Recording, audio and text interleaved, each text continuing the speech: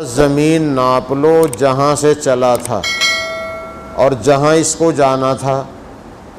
اگر اس کا مقام، اس کا گھر دور ہے تو عذاب کے فرشتے اس کی روح کو لے جائیں.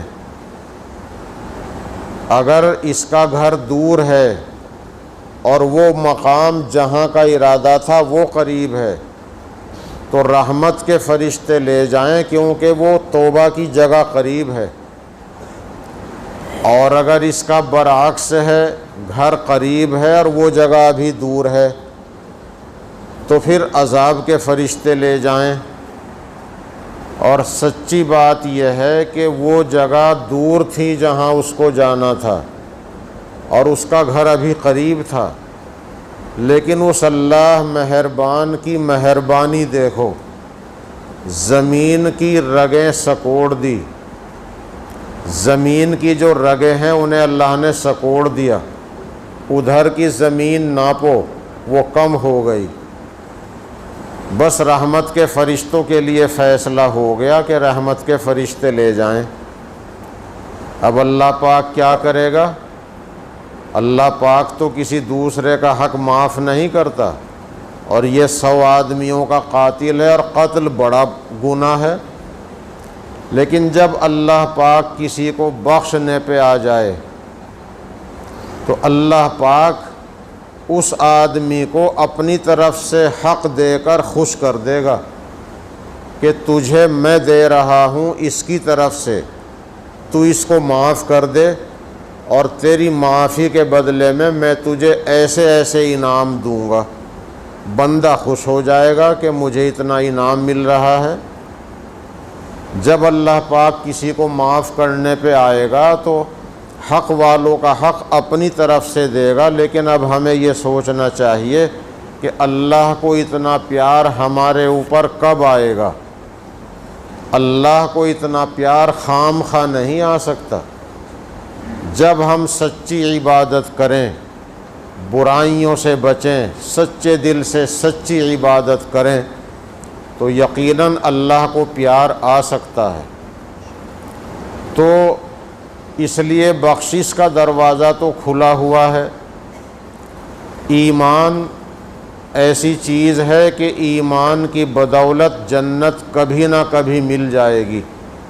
اگر اللہ نے معاف کر دیا جنت مل جائے گی، اللہ نے معاف نہ کیا تو گناہوں پہ اللہ پاک سزا دے گا، اور سزا دینے کے بعد پھر ایمان کی وجہ سے جنت مل جائے گی.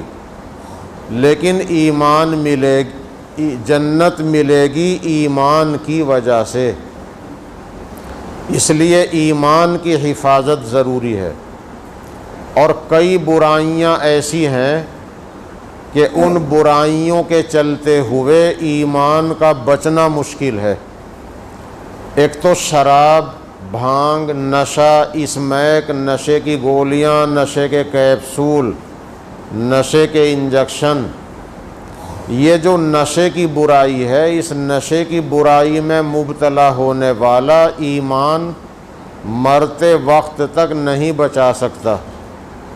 رسول اللہ صلی اللہ علیہ وسلم نے فرمایا ہے، شارب الخمر کعابد اللات والعزی، شارب الخمر کعابد الوثن. نشہ کرنے والا بتوں کو پوجنے والے جیسا ہے. ایک حدیث میں ہے کہ اس کا ایمان پہ خاتمہ ہونا مشکل ہے جو نشہ کرتا ہو.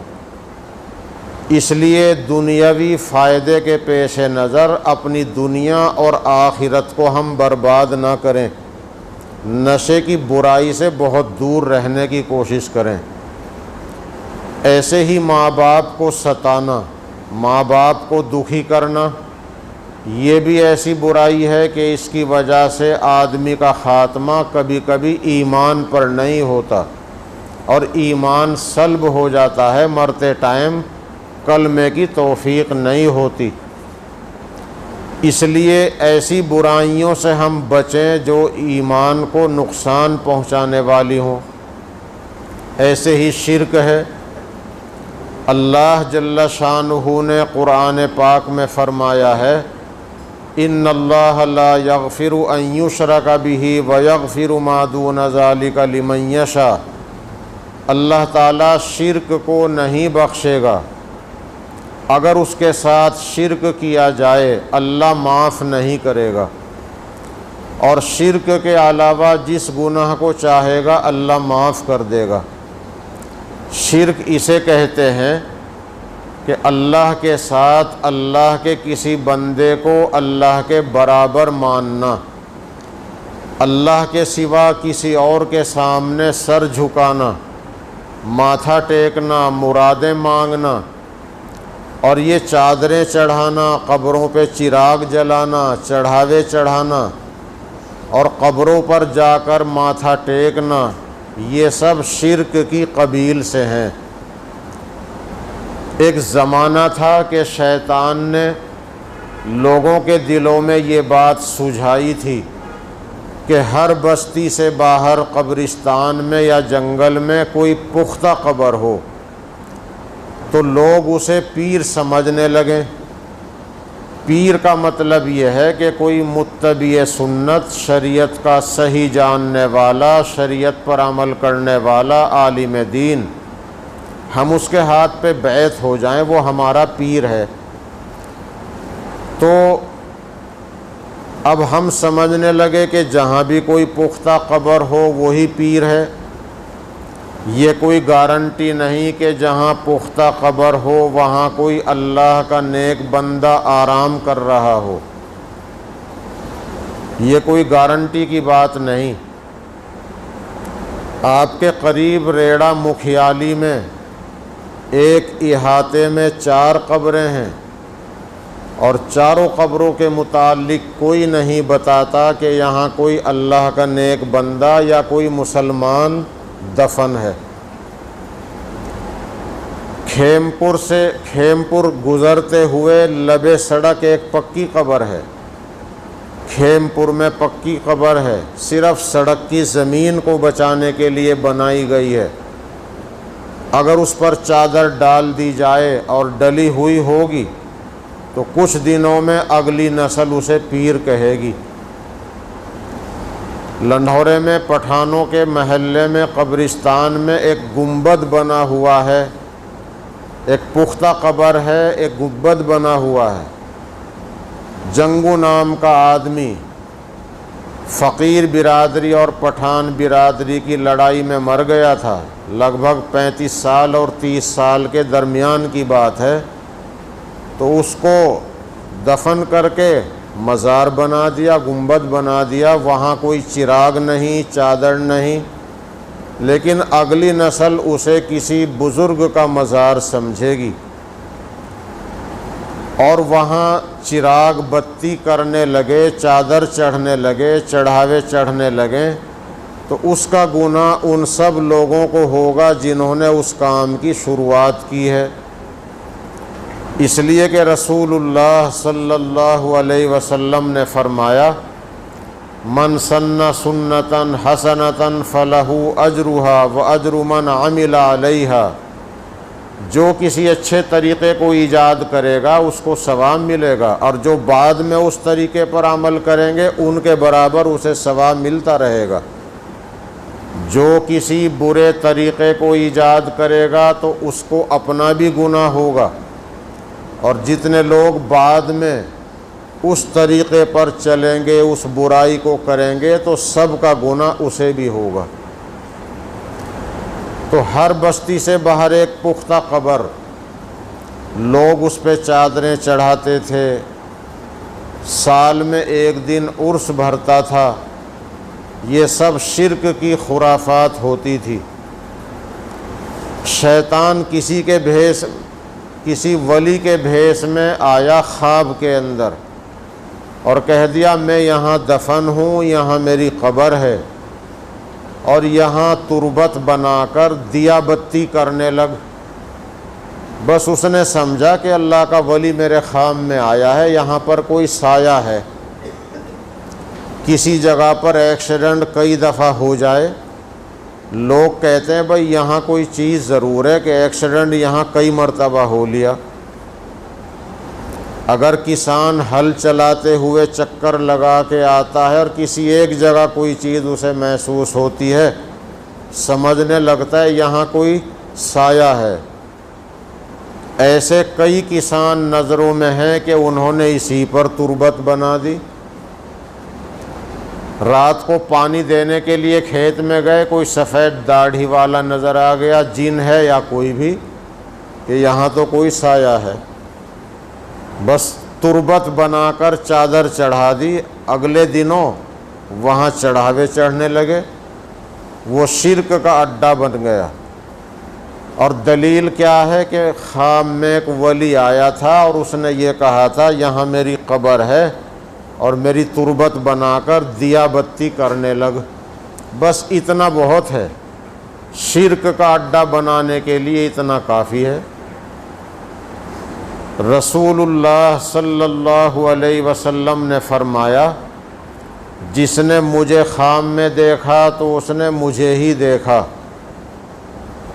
اس لیے کہ شیطان کو اللہ تعالیٰ نے اتنی طاقت نہیں بخشی کہ وہ میرا بھیس بنا کر کسی کے خام میں آ جائے، ورنہ رسول پاک صلی اللہ علیہ وسلم کے علاوہ ہر کسی ولی کا بھیس بنا کر شیطان آ سکتا ہے، کسی کے بھیس میں بھی آ سکتا ہے۔ ہم سمجھ رہے ولی آیا تھا، اور شیطانی کام بتانے کے لیے شیطان آئے گا، بھیس بنائے گا کسی ولی کا۔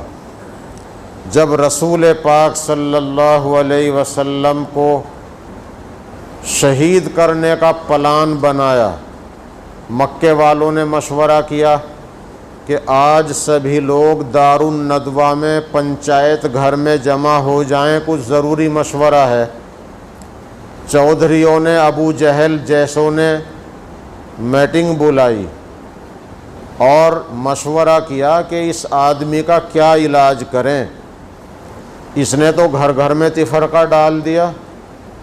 محمد صلی اللہ علیہ وسلم کے بارے میں مشورہ کر رہے ہیں کہ کیا کریں۔ باپ نے اسلام قبول کر لیا، باپ دادوں کا دین چھوڑ دیا، بیٹا دوسرے باپ دادوں کے دین پر ہے، بیٹے نے ان کا دین قبول کر لیا، باپ اپنے بڑوں کے دین پر ہے، گھر میں تفرقہ ہو گیا۔ تو جب یہ خاص آدمی مشورے کے لیے پنچایت گھر میں آئے، دار الندوہ جس کو کہتے تھے، تو ایک آدمی پگڑی باندھ کر، تسبیح ہاتھ میں لے کر، لٹھیا سوٹا ہاتھ میں لے کر آنے لگا۔ انہوں نے کہا یہ اجنبی آدمی ہے، پرایا آدمی ہے، پرائے آدمی کا کام نہیں، ہمیں تو اپنا نجی مشورہ کرنا ہے۔ تو یہ پیر کا بھیس بنا کے آنے والا ابلیس تھا۔ اس نے کہا میں تو نجد کا رہنے والا شیخ نجدی ہوں، میں نجد کا ایک بڑا آدمی ہوں، شیخ ہوں، تمہارے مشورے میں تمہاری مدد کروں گا۔ انہوں نے کہہ دیا تو آ جائیے۔ اب مشورہ ہونے لگا۔ کسی نے رائے دی کہ محمد صلی اللہ علیہ وسلم کو جلا وطن کر دو، یہاں سے نکال دو۔ تو اس شخص نے کہا جو پیر بن کے آیا تھا، یہ رائے صحیح نہیں، معقول نہیں، جہاں بھی جائے گا وہیں اپنی پارٹی بنائے گا، اپنا کام کرے گا، دعوت و تبلیغ کا کام کرے گا، لوگ ایمان میں داخل ہوں گے، پھر تمہارے اوپر حملہ آور ہوگا۔ کسی نے رائے دی کہ ان کو نظر بند کر دو، ایک مکان میں بند کر دو۔ اس شخص نے کہا یہ رائے بھی معقول نہیں، کبھی تو نکلے گا، جب بھی نکلے گا اپنا کام کرے گا، تو تمہارا مقصد پورا نہیں ہو سکتا۔ کسی نے رائے دی، ابو جہل نے، کہ بس ان کا کام تمام کر دو، خاتمہ ہی کر دو۔ اور اس کا طریقہ یہ ہے کہ اس زمانے میں خاندان کا آدمی چاہے کیسا بھی ہو، خاندان ہوتا تھا، اور پورا خاندان اس کی حمایت میں کھڑا ہوتا تھا۔ انہوں نے کہا کہ اگر ہم نے محمد کو نعوذ باللہ قتل کر دیا تو اب جو بھی قتل کرے گا اب قتل کی قیمت اسے اکیلے کو دینی پڑے گی، یا پھر ان کے خاندان کے لوگ اس سے لڑیں گے، وہ اکیلا مقابلہ نہیں کر پائے گا۔ تو اس کا طریقہ یہ ہے کہ مکے میں جتنے خاندان ہیں ہر خاندان کا ایک پہلوان آ جائے، ہر خاندان کا ایک جوان آدمی تندرست توانا آئے، تلوار لے کے آئے اور رات کو ان کے گھر کا گھیراؤ کر لیں، اور تڑک میں جس وقت یہ اپنے اللہ کی عبادت کے لیے نکلے تو حملہ بیک وقت کر دیا جائے۔ یہ مکے کے ہر خاندان کے جوان ہوں گے تو گویا سب حملہ کریں گے، ایک آدمی قاتل نہیں ہوگا، یہ سب قاتل بن جائیں گے۔ اب جب یہ ہر خاندان کا آدمی قاتل ہوگا تو محمد کے خاندان کے لوگ سارے مکے کے مقابلے پہ نہیں آ سکتے۔ جب مقابلے پہ نہیں آ سکتے تو مصالحت پہ، سمجھوتے پہ بات آئے گی اور خون کی قیمت کا لین دین ہوگا۔ تو جب ہر خاندان کا جوان شریک ہے تو اپنے اپنے خاندان میں سے چندہ کر کے خون بہا خون کی قیمت دے دی جائے گی۔ یہ آسان طریقہ ہے، سارا مکہ شریک رہے گا اور پیسے کا زور ایک خاندان پہ نہیں پڑے گا۔ تو اسی آدمی نے جو شیخ نجدی بن کے آیا تھا اسی نے شاباش دی تھی، کہا تھا واہ واہ یہ رائے بہت اچھی ہے۔ اسی پہ فیصلہ ہوا اور رات کو مکان کا گھیراؤ کر لیا گیا، لیکن اللہ کی چاہی ہوتی ہے، اللہ کے ہاتھ سب سے بڑے ہیں۔ جب رسول اللہ صلی اللہ علیہ وسلم نے دیکھا دروازے کی جھرکیوں میں سے تلواریں چمک رہی ہیں اور لوگوں نے آ کے گھیراؤ کر لیا ہے، اللہ نے حکم دیا نکل جاؤ۔ یاسین شریف کی شروع کی آیتیں پڑھی، مٹھی بھر مٹی اٹھا کر دم کر کے ان کی طرف کو پھینک دی، سب کی آنکھوں میں دھول پڑ گئی جیسے کہ نیند آ گئی ہو، بس انہی کے بیچ میں سے نکل کر چلے گئے اور ان کو خبر نہیں ہوئی۔ حضرت ابو بکر کو ساتھ لے کر روانہ ہو گئے اور حضرت علی کو بستر پہ لٹا دیا، یہ کہہ کر میری چادر اوڑھ کے لیٹ جاؤ، تمہیں کوئی نقصان نہیں پہنچے گا، یہ لوگوں کی امانتیں ہیں، یہ فلاں کا پیسہ ہے، یہ فلاں کی چاندی، فلاں کا سونا، یہ ان کو دے کر تم بھی چلے آنا۔ کیونکہ اگرچہ وہ لوگ ایمان میں داخل نہیں تھے، نبی کی مخالفت کرتے تھے، مگر نبی کو سچا مانتے تھے، اپنا پیسہ روپیہ حضور کے پاس رکھتے تھے۔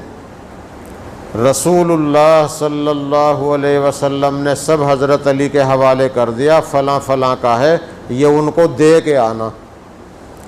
تو شیطان ہی آیا پھر کہنے کے لیے کیوں کھڑے ہو، جس کی تلاش میں تھے وہ تو نکل کے تمہاری آنکھوں میں دھول ڈال کے چلا بھی گیا۔ اب دروازہ کھولا، دیکھا چادر اتاری، حضرت علی ہیں۔ پوچھا تمہارے نبی کہاں گئے؟ حضرت علی نے کہا اپنے رسول کا حال اللہ ہی جانتا ہے۔ تو یہ بات معلومات کی بھی ہے، لیکن اصل تو یہ بتانا تھا کہ شیطان ایسے ایسے بھیس بنا کے آتا ہے، اس لیے ہم کو شیطان کے چنگل سے بچنے کے لیے اللہ نے اعوذ باللہ من الشیطان الرجیم پڑھنے کا حکم دیا، اور وہ سب اعمال بتائے ہیں جن کے ذریعے ہم شیطان سے محفوظ رہ سکتے ہیں۔ اس لیے یہ جو شرک کے اڈے ہیں اور جو اعمال شرکیاں ہیں ان سے ہمیں بچنا چاہیے۔ مزار پہ جانا کوئی بری بات نہیں اگر مزار ہو، یہ کچھ نہیں کہ بڈھا پیر، سوٹے شاہ، 9 گزے شاہ بابا، 9 گز شاہ بابا نام ہی کچھ نہیں. وہاں رڑکلی آپ کی برادری کا گاؤں ہے رڑکلی, جا کے تحقیق کر لو. حاجی مشتاق تھے, حاجی مشتاق تھے, ابھی 25 سال پرانی بات ہوگی. ان کا جھوٹا مر گیا, بھینسا مر گیا, اپنے گھیر میں دفن کیا اور جھوٹے شاہ نام رکھ کر اور مزار بنا کر عرس بھرا. پرمیشن لے لی ایس ڈی ایم صاحب سے. لوگوں نے بہت کوشش کر کے اس عرس کو رکوایا. یہ اس کو دیکھنے والے ابھی ہزاروں آدمی موجود ہیں. رڑکلی کا قصہ ہے. اپنے بھینسے کا مزار بنا دیا, کہا شیخ زادے ہی کمانا جانتے ہیں, ہم بھی جانتے ہیں. حاجی مشتاق نام تھا, مدرسوں میں 10-10 ہزار روپے دیتا تھا, اچھا آدمی تھا. لیکن یہ کام انہوں نے کیا. یہ تو کون نہیں کر سکتا. 9 گز شاہ بابا نام کچھ نہیں. لوگ کہہ رہے جی 9 گزا پیر. بھئی 9 گز کا آدمی کہاں سے آیا؟ کہ جی وہ علم سمیت دفن کیا ہے. علم سمیت, جھنڈے سمیت. جھنڈا تو برابر میں بھی رکھا جا سکتا ہے, جھنڈے کے لیے اتنی لمبی قبر بنانے کی کیا ضرورت ہے؟ یہ شیطان کے ہتھ کنڈے ہیں. اور جہاں کوئی اللہ کا نیک بندہ آرام کر رہا ہو اس کی برکتوں سے انکار نہیں ہے. حضرت مولانا شاہ محمد یعقوب صاحب نانوتوی رحمۃ اللہ علیہ دارالعلوم دیوبند کے سب سے پہلے صدر مدرس تھے, اور مزار ان کا نانوتا میں ہے. نانوتے کے ہی رہنے والے تھے. تو جب ان کو دفن کر دیا گیا تو لوگ ان کی قبر سے مٹی لے جانے لگے. مٹی ملتے تھے بیمار آدمی, خارش والے, اور شفا یاب ہو جاتے تھے. اب گھر والے مٹی ڈالیں قبر پر, تھوڑے دنوں میں مٹی ختم. 2-3 مرتبہ مٹی ڈال لی, لوگ مٹی لے جانے لگے. تو ایک صاحب نے آ کے قبر پہ کہا آپ کی تو کرامت ہو گئی, مصیبت ہماری ہو گئی. ہم مٹی ڈالتے ڈالتے تھک رہے ہیں, آپ کی بھلی کرامت رہی. تو دیکھو بزرگوں کی کرامت سے انکار نہیں ہے, نہ ان کی برکت سے انکار ہے. لیکن وہ اللہ کا کوئی نیک بندہ وہاں آرام کر رہا ہو تو ان کی قبر پر جانا ایصال ثواب کے لیے کوئی برا نہیں. دیوبند مدرسے کی بنیاد جنہوں نے رکھی وہ مولانا یعقوب صاحب کے ساتھی ہی تھے, نانوتا کے رہنے والے تھے, مولانا محمد قاسم صاحب. اور حضرت صابر صاحب ہمارے سب کے سلسلے کے ہیں. یہ دیوبندیوں کا سلسلہ جب حضور صلی اللہ علیہ وسلم تک پہنچتا ہے, صابر صاحب کے نام کے بغیر پورا نہیں ہوتا. آپ حضرات میں سے جو حضرت مفتی صاحب سے بیعت ہوئے ہیں, آپ کا جو شجرہ حضور تک پہنچے گا صابر صاحب کا نام ضرور آئے گا. 30ویں نمبر کے قریب. اور مولانا احمد رضا خان صاحب بریلوی کا شجرہ میں نے پڑھا, ان کے شجرے میں صابر صاحب کا نام ہی نہیں. اور ویسے ہی شور مچا رہے ہم صابری ہیں, ہم صابری ہیں. تو صابری تو اصل آپ ہیں. تو اگر اللہ کے نیک بندے, وہ حضرت مولانا قاسم صاحب جنہوں نے دیوبند مدرسے کی بنیاد رکھی, وہ کلیئر آیا کرتے تھے اور حضرت کے مزار پہ حاضری دیتے تھے, کیونکہ ہم سب کے دادا پیر ہیں حضرت صابر صاحب رحمۃ اللہ علیہ. اور یہ لکھتے ہیں لوگ 150 سال پرانی بات ہے کہ مہوڑ سے تو ننگے پیر جاتے تھے, اتنا ادب بھی تھا. لیکن قبر پہ جا کر سر جھکانا, سجدہ کرنا, ان کے سامنے مرادیں مانگنا, یہ شرک ہے, حرام ہے. ہم جائیں ادب کے ساتھ کھڑے ہوں, فاتحہ درود پڑھیں اور ان کے لیے دعا کریں, پھر اللہ سے دعا کریں اپنے لیے, اور ان کی برکت سے دعا کر سکتے ہیں یا اللہ ان کی برکت سے میرا فلاں کام کر دیجئے. دعا تو اللہ سے کرنی ہے. ہاں ان کے وسیلے سے دعا مانگ سکتے ہیں، بس یہ کام ہے کرنے کا۔ باقی چادر چڑھانا، چراغ جلانا، کسی کھانے پینے کی چیز کو چڑھانا، پیسہ چڑھانا، یہ شرک ہے، حرام ہے، اور اس کا کھانا بھی حرام ہے۔ جہاں قرآن پاک میں خنزیر کو اور شراب کو اللہ نے حرام بتایا، اللہ نے اپنے علاوہ کسی دوسرے کے نام کے چڑھاوے کو اسی آیت میں حرام بتایا ہے۔ اس لیے ہم ان تمام چیزوں سے اپنے آپ کو بچائیں اور اپنے بچوں کی حفاظت کی کوشش کریں۔ اللہ تعالیٰ اپنے کرم سے ہم سب کو ایمان پر صحیح سالم اور قائم رہنے کی توفیق عطا فرمائے۔ تو ایمان سب سے بڑی نعمت ہے، اور یہ جو ہمارے گھروں میں، خاندان میں، بستیوں میں میت ہو جاتی ہے، اس کے لیے بھی ایصال ثواب اصل چیز ہے۔ دیکھو، موت سب کے لیے مقدر ہے، فنا سب کے لیے ہے، بقا صرف اللہ کے لیے ہے۔ حضرت محمد صلی اللہ علیہ وسلم دنیا سے پردہ فرما گئے، تو اب ہماری کیا حیثیت ہے؟ موت سب کے لیے ہے، بس بقا تو صرف ایک اللہ کو ہے۔ اپنے اپنے وقت پر سب کو جانا ہے۔ جس اللہ نے ہمیں کوئی نعمت دی ہے، وہ نعمت اس کی ہے، وہ جب چاہے لے لے۔ تو اس لیے ہمیں مصیبت پر اور رنج و غم کے وقت صبر سے کام لینا چاہیے۔ اللہ پاک کبھی دے کے آزماتا ہے اور کبھی لے کے بھی آزماتا ہے، میرا بندہ صبر سے کام لیتا ہے یا نہیں۔ اور ہمیں تو انا للہ و انا الیہ راجعون پڑھنے کو بتایا گیا ہے۔ جب ہم کسی غم کی بات کو سنتے ہیں یا کسی کی موت کی خبر سنتے ہیں تو انا للہ و انا الیہ راجعون پڑھتے ہیں، یعنی اپنی موت کو یاد کرتے ہیں۔ ہم سب اللہ ہی کے ہیں، ہم سب اللہ کی ملکیت ہیں، ہم سب کو اللہ ہی کے پاس جانا ہے۔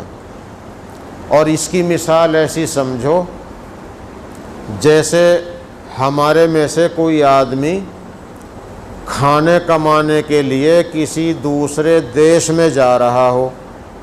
مان لیجئے کمائی کرنے کے لیے سعودیہ جانے لگے۔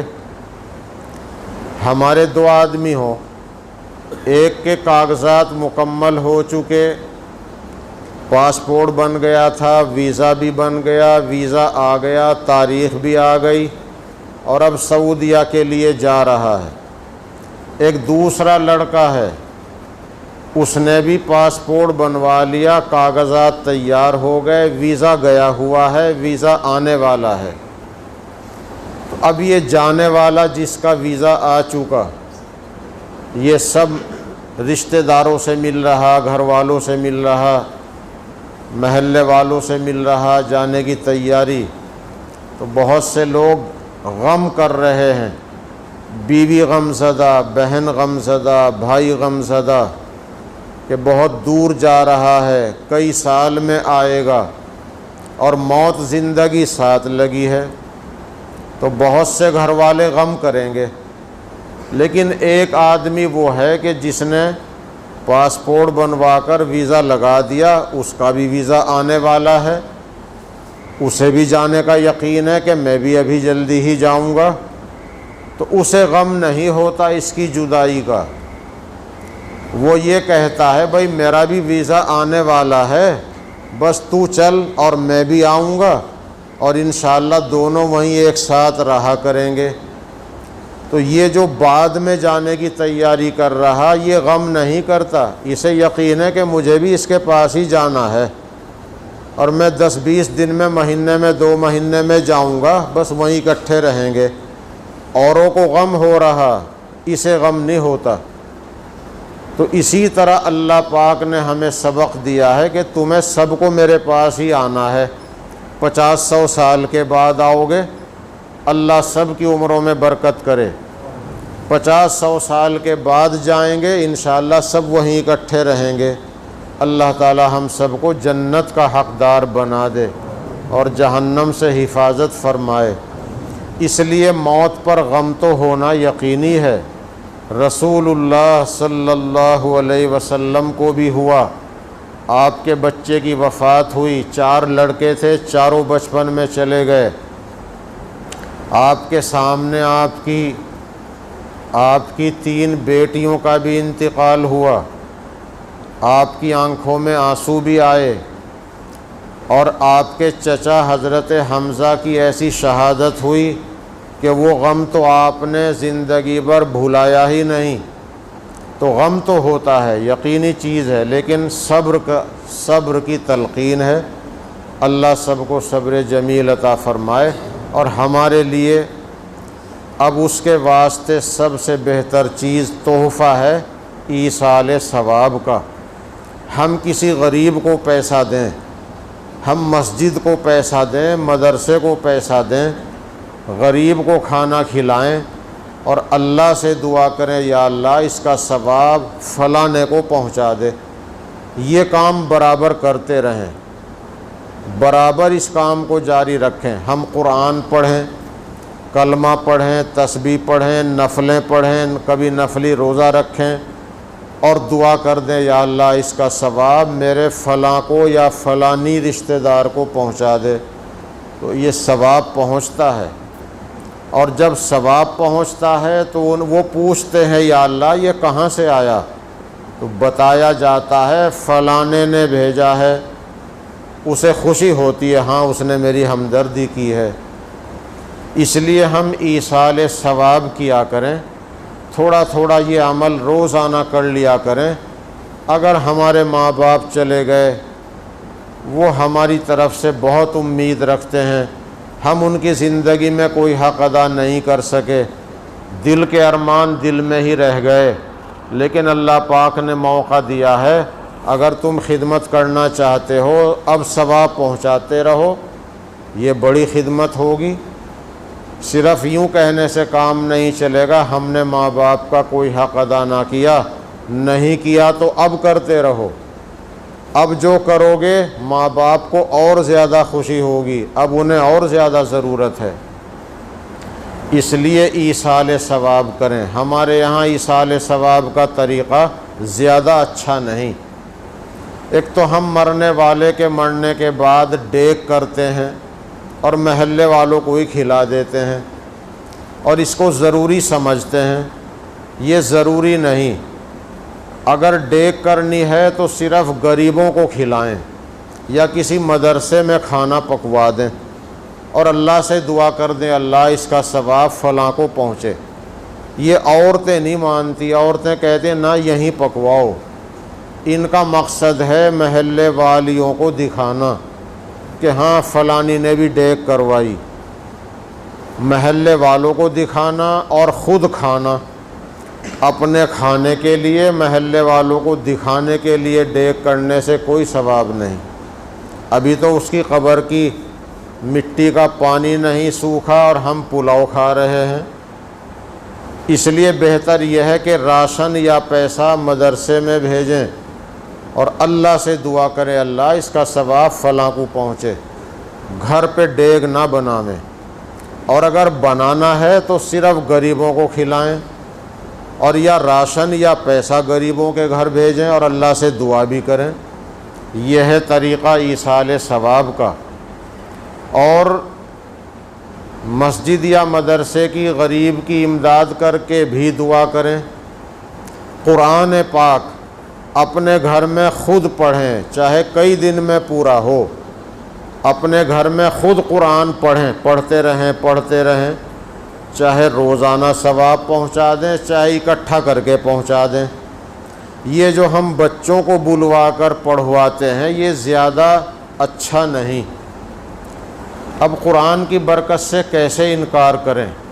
لیکن شیطان کا کہنا یہ ہے کہ میں نے لوگوں کو بڑے بڑے گناہوں میں پھنسایا، بڑے بڑے گناہ کروائے، لیکن انہوں نے میری کمر توڑ دی توبہ سے۔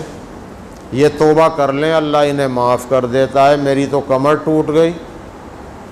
پھر میں نے ان کے دلوں میں ایسی ایسی بات ڈالی کہ یہ ان کاموں کو ثواب سمجھ کے کریں، جب ثواب سمجھ کے کریں گے تو توبہ ہی نہیں کریں گے۔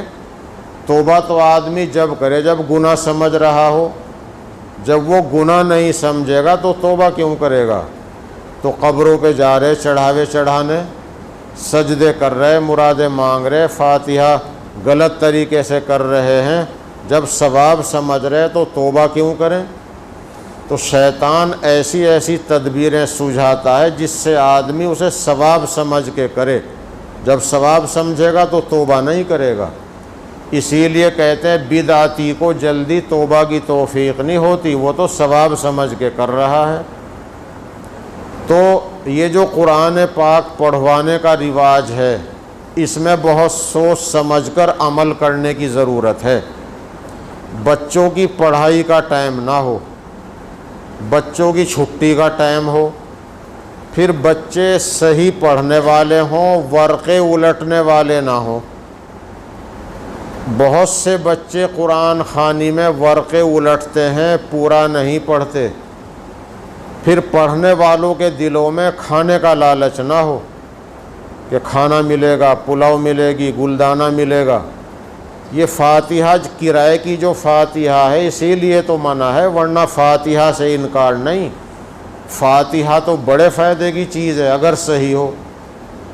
تو پڑھنے والے کے دل میں کھانے کی نیت نہ ہو، اور پڑھوانے والے کے دل میں یہ نہ ہو کہ میں ان کو قرآن کے بدلے کھلاؤں گا۔ اگر قرآن پڑھوانے کے بدلے کھلایا تو گنہگار ہوا، کھانا بھی ناجائز، کھلانا بھی ناجائز۔ اور اگر ہمارے ہاں مہمان آئے تھے، ہم نے مہمان سمجھ کے تواضع کر دی، اسے کوئی منع نہیں کر سکتا۔ لیکن اگر قرآن کے بدلے میں کھایا تو بھی ناجائز، گناہ، اور اگر کھلایا ہے تب بھی گناہ۔ اس لیے پڑھائی والے بچے اگر بلانے ہوں تو پڑھائی کا ٹائم نہ ہو، بچے صحیح پڑھتے ہوں اور ان کے دلوں میں کوئی لالچ نہ ہو۔ اس لیے اگر قرآن بچوں سے پڑھوانا ہو تو جہاں بچے پڑھ رہے ہیں وہیں کہہ دیں۔ حضرت مولانا امام صاحب، مولانا آپ کے امام صاحب جہاں پڑھا رہے ہیں، پھر محلے کا مکتب ہے، پھر دوسرے محلے کا مکتب ہے، انہی سے کہہ دیں کہ جی فلاں نام پر قرآن پڑھوا کر ثواب پہنچا دیجئے۔ استاد اپنی نگرانی میں قرآن جو پڑھوائے گا بغیر لالچ کے پڑھا جائے گا، صحیح پڑھا جائے گا اور پڑھائی کا حرج نہیں ہوگا۔ جس بچے کا سبق پورا ہو گیا اسی سے کہے گا ایک پارہ پڑھ، پھر دوسرے کا سن لیا اس سے کہے گا دوسرا پارہ پڑھ، تو پڑھائی کا نقصان نہیں ہوگا اور استاد کی نگرانی میں پڑھا جائے گا، بغیر لالچ کے پڑھا جائے گا، ثواب صحیح پہنچے گا۔ اور آپ لنڈھورا مدرسے میں خبر کیجئے، یہ نام ہے، یہ ولدیت، یہ نام ہے، یہ اس کے شوہر کا نام ہے، آپ اس کو ثواب پہنچا دیجئے تو ہمارا کیا خرچ ہوتا ہے؟ ہم نے صبح سے شام تک جتنا پڑھا، ہر درجے کا بچہ، ہر درجے کا استاد رات کے وقت کہہ دے یا اللہ جتنا ہم نے صبح سے اب تک پڑھا ہے اس کا ثواب فلاں کو پہنچا دیجئے، تو کتنے قرآن کا ثواب پہنچے گا؟ آپ کی مرضی ہے، مدرسے کی امداد کرنا چاہیں کر دیجئے، پورے سال کرتے ہیں، نہ موقع ہو نہ کیجئے، امداد ہو یا کھانا ہو، وہ قرآن کے بدلے میں نہیں، پڑھا بہت سو نے، کھائیں گے تھوڑے۔ اس لیے ہم اپنے عمل کو صحیح پیرائے میں انجام دینے کی کوشش کریں، جب کام صحیح ہوگا انشاءاللہ اس کا فائدہ بھی پورا پہنچے گا۔ تو قرآن پاک کے پڑھوانے کا یہ طریقہ ہے، جہاں استاد پڑھا رہے ہیں وہیں کہہ دیں، موقع ہو خود بھی چلے جائیں اور وہاں دعا میں شریک ہو جائیں، اور اپنے گھر میں جتنے پڑھنے والے ہیں سب تھوڑا تھوڑا روزانہ پڑھتے رہیں، یہ بڑے فائدے کی چیز ہے۔ اس سے تو اگر آدمی پر عذاب بھی ہو اللہ تعالیٰ اس پر رحم کر دیتا ہے، اسے بڑی راحت ملتی ہے۔ اور دیکھو ضرورت سب کو ہے۔ حضرت محمد صلی اللہ علیہ وسلم انہیں کیا ضرورت تھی؟ مگر جتنا بھی درود پڑھو گے اتنا ہی فائدہ، ہمیں بھی ثواب ملے گا اور ہمارے نبی کے درجے بلند ہوں گے، حالانکہ وہ تو بخشے بخشائے ہیں، اور ساری دنیا کو جنت جتنوں کو ملے گی انہی کے طفیل میں ملے گی، مگر ان کے لیے بھی درود کی ضرورت ہے۔ اس لیے ضرورت ہر ایک کو ہے، ہم ایصال ثواب کیا کریں۔ طریقہ میں نے عرض کر دیا ہے، نفل پڑھے، قرآن پڑھا، کلمہ درود پڑھا، صدقہ کیا، اللہ اس کا ثواب فلاں کو پہنچا دے، بس ثواب پہنچ جاتا ہے۔ ہماری ماں بہنیں قرآن پڑھتی ہیں اور امام صاحب کے پاس خبر بھیجتی ہیں، ہم نے اتنا قرآن پڑھ لیا، اسے بخش دو۔ تو بخشنے کا طریقہ یہی تو ہے کہ ہم نے یا اللہ میں نے جو پڑھا اسے قبول فرما اور اس کا ثواب فلاں کو پہنچا دے، بس ثواب پہنچ جاتا ہے۔ اللہ تعالیٰ اپنے فضل و کرم سے ہماری حاضری قبول فرمائے۔ تو دین کی باتیں اتنی ہیں کہ بیان کرتے رہو اور ضرورت پوری نہ ہو، تو ایک دن کی مجلس میں تو زیادہ باتیں بیان نہیں کی جا سکتی۔ اللہ زندگی سلامت رکھے، اللہ بار بار موقع دیتا رہے سنانے اور سننے کا، اور اللہ تعالیٰ عمل کی توفیق عطا فرمائے۔ حضرت اقدس مفتی صاحب تشریف فرما ہیں، یہ زندہ پیر ہیں، وہ تو میں نے بتا دیا پکی قبر بنائی، پیر سمجھ لیا لوگوں نے۔ افسوس ہے ابھی اسی پچھلے ہفتے ریڑے پہ وہ 4 قبریں پھر تازہ کر دیں اور ان پہ چادریں چڑھا دی، مرمت کرا دی۔ اب جتنے لوگ آگے شرک کریں گے سب کا گناہ انہیں بھی ہوگا جو کر رہے ہیں۔ اللہ تعالیٰ شرک سے ہم سب کی حفاظت فرمائے۔ وآخر دعوانا الحمد للہ رب العالمین۔